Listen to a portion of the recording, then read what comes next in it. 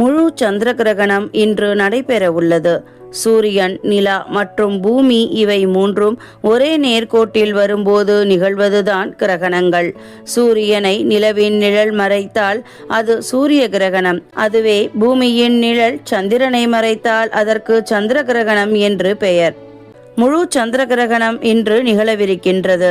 இந்திய நேரப்படி இன்றிரவு 9:57 மணி முதல் திங்கட்கிழமை அதாவது செப்டம்பர் 8 நள்ளிரவு 1:27 மணி வரை நீடிக்கும். இது மிக நீண்ட சந்திர கிரகணமாகும். சந்திரன் அடர் சிவப்பு நிறத்தில் காணப்படும்.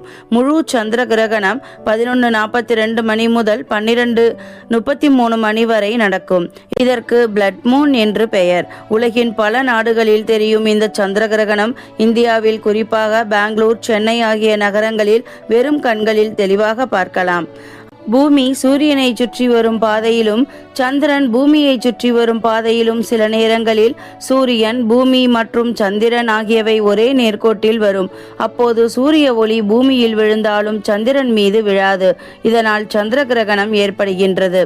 இந்த சந்திர கிரகணம் இந்தியாவில் தெரியும் என்பதால் சூத காலம் கடைபிடிக்கப்படுகின்றது. கிரகண காலத்தில் யாரும் உணவு, தண்ணீரை உட்கொள்ளக்கூடாது.